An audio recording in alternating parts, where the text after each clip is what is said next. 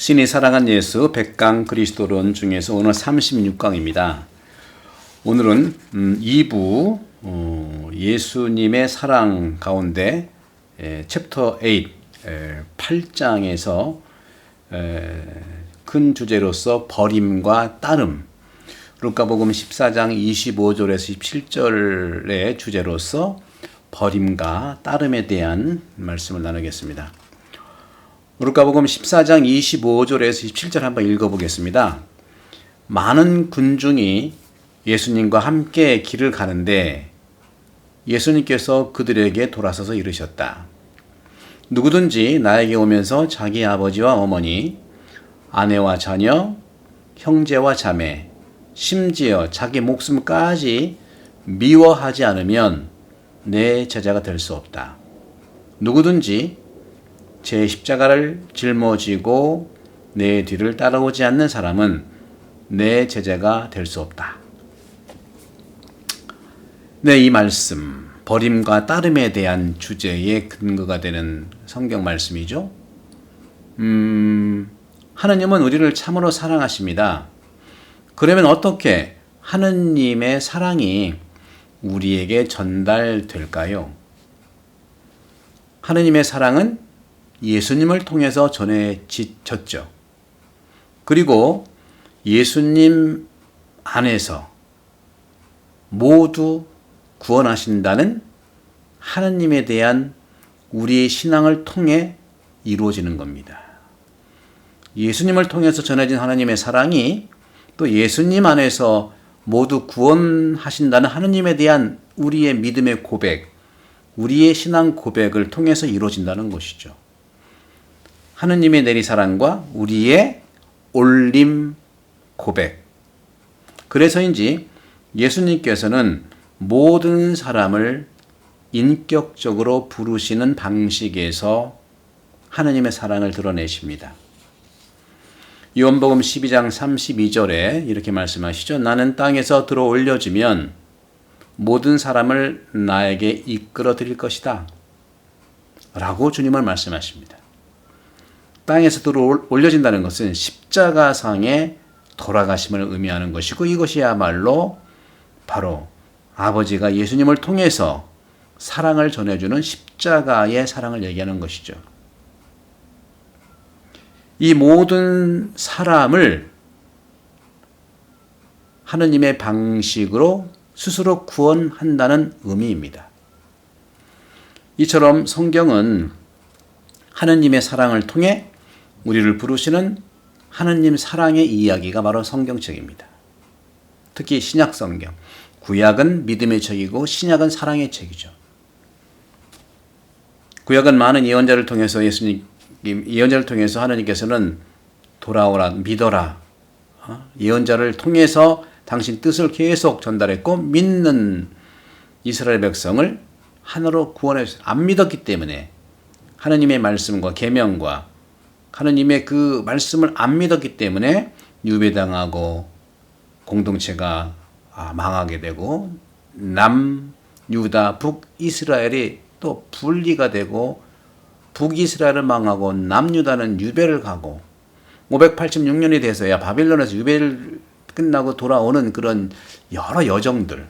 따라서 구약은 바로 싸움의 여정입니다. 그 싸움의 여정 속에서 왜 싸움이 있느냐? 믿지 않았기 때문에 그래요. 우리도 마찬가지예요. 작은 공동체든 가정이든 큰 공동체든 교회 공동체든 안 믿으니까 싸우는 겁니다. 그럴 경우 아직도 구약의 우리의 믿음 결핍으로 남아있는 것이죠. 근데 신약은 사랑의 책이죠. 어떤 사랑? 바로 영적인 사랑을 얘기합니다. 그런 점에서 하느님의 사랑은 우리에게 외적이면서 영적인 모든 사랑을 통해서 구약은 예언자들을 통해서 신약은 예수님을 통해서 우리에게 완벽하게 구원해 주시는 것이죠. 믿음과 사랑으로 구원되는 겁니다. 따라서 신망에 믿음과 사랑으로 또 희망을 갖는 것이 우리 그리스도교의 진리이지요. 이처럼 성경은 하느님 사랑을 통해 우리를 부르신 하느님 사랑의 이야기인데, 그런데 하느님 사랑의 이러한 스토리가 우리가 성취하고자 하는 것을 뛰어넘는 하느님 해방과 자유를 선물하신다는 거죠. 몇 개월 전에 드라마 나의 해방일지에서 추앙한다는 말 나오죠. 바로 지극히 그 신학적인 그런 가치를 그 작가는 써내려는 겁니다. 정말 나에게 해방되는 건 어떤 걸까? 사랑이라고 얘기하면서 구속하는 것은 아닌지, 인간적인 그러한 차원에서 사랑한다고 하면서 상대방을 구속하는 건 아닌지, 거기에서 해방된다는 거죠. 아브라함으로부터 모세, 구약이죠.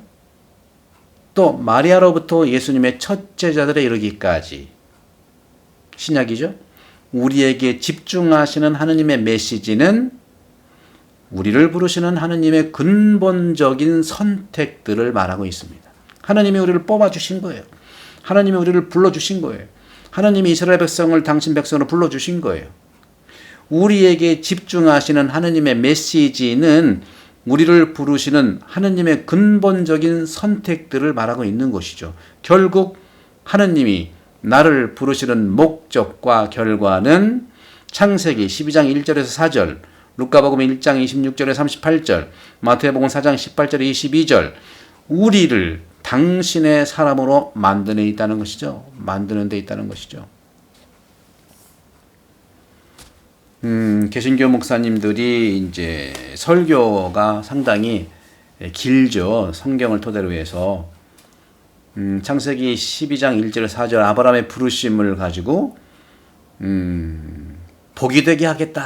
아브라함의 복이 되게 하겠다. 이 말씀 가지고 설교를 한 30분 하시는데 정말 감동적인 부분도 많이 있죠. 당연히.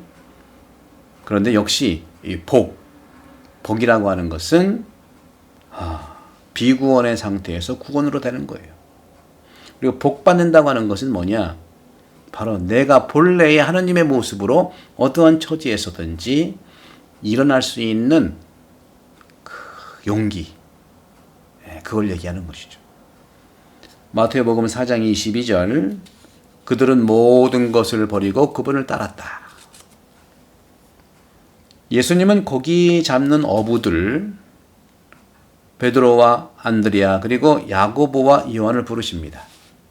어부 출신 제자들은 신앙의 위대한 영웅들인데 제자들의 마음은 자신을 부르시는 주님께 대한 인격적인 집중, 인격적인 몰입 안에서 드러납니다.